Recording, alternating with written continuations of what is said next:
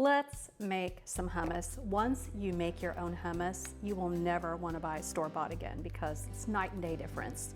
And especially, this is a canned garbanzo bean, chickpea, but if you can find the ones in jars, they're even superlative to these. But I give them a shake, and I'll tell you why in just a second, but I'm gonna open it up and I'm going to drain them. Through my strainer, I'm gonna retain the liquid. I'm gonna give these just a really quick rinse, and then they go into my food processor. Food processor makes this really, really easy. And this is liquid gold. This is called aquafaba, which just means bean water. And you can use this for my aquafaba icebox pie, which is spectacular. And there's lots of other things if you're looking on the internet for aquafaba, so don't waste the liquid out of the can and save it. And check out that strawberry aquafaba icebox pie. I think you'll really like it. So this is how I like to make my hummus. And I have a smoked paprika version on my site, but this is just gonna be plain. I'm gonna make this for a Greek Mediterranean meze meal that we're having this evening. And so I like to grate the zest of the entire lemon, and this is a big one. So it's gonna be super, super flavorful. Then I'm just gonna cut that lemon in half and squeeze all of the juice into this. Get one of these juicers. Makes squeezing it so much easier, and we'll catch the little seeds that are in it too. You're gonna want a decent amount of salt in this, and then you'll taste it for salt when you're done.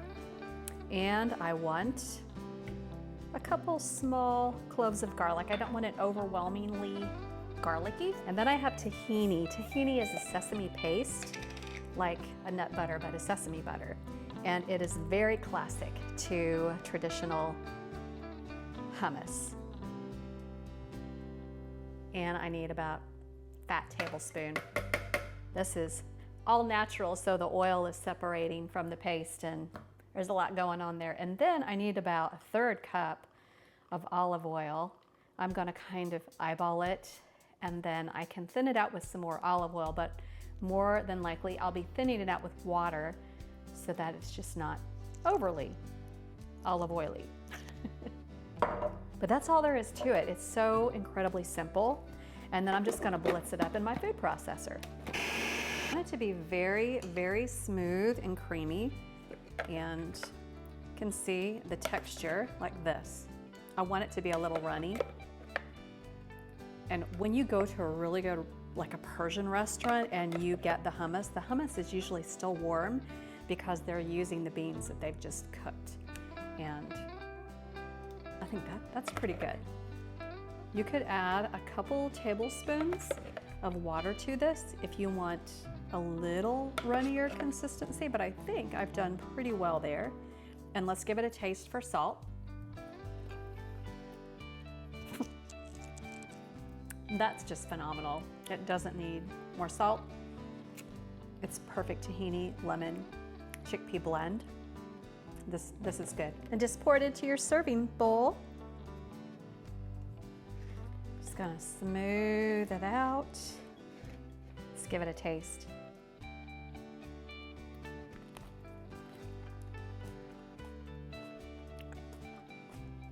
Wow. That is so, so, so good. I'm gonna make a few little wells in here because I like to drizzle it with olive oil. Very traditional. Either a few chili flakes, or in this case, some sumac, which is a dried berry that's very tart, lemony, and just will complement this, plus give it a gorgeous, gorgeous look. So there you go. There's your hummus. I'm gonna keep this at room temperature until my dinner. It's just gonna be fine, and we will thoroughly enjoy this.